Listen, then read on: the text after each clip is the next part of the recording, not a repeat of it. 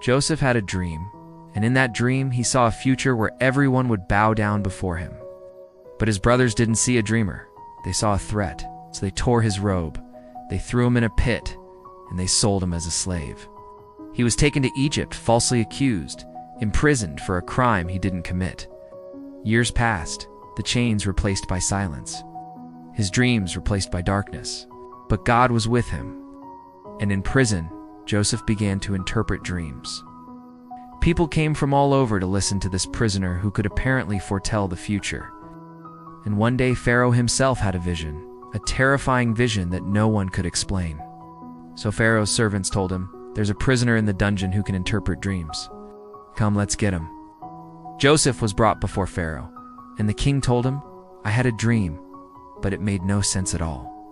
If you can tell me what it means, you shall be second only to me."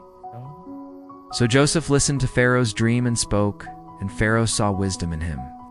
In that moment, the prisoner became the ruler. Yes, Pharaoh made Joseph second only to himself, and Joseph's wisdom and righteousness saved Egypt from famine. Years later, a famine struck the land, and it was so severe that even the animals were dying.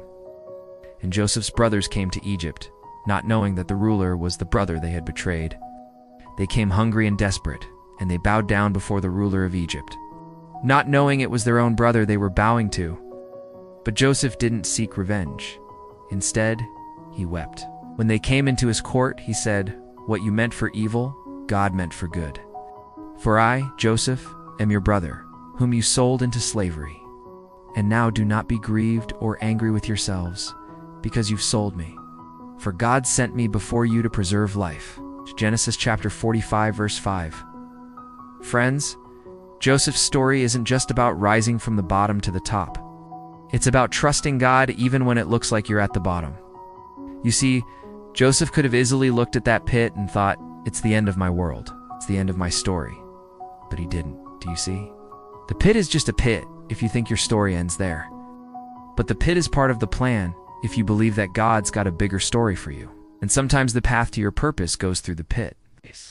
Sometimes you have to hit rock bottom for God to lift you up. Sometimes you have to walk through the fire for God to show you his power. This prisoner, who seemed like he was forgotten by God and man, in reality was being prepared by God for a future that no one could have imagined. And so when the door of opportunity opened for Joseph, he was ready.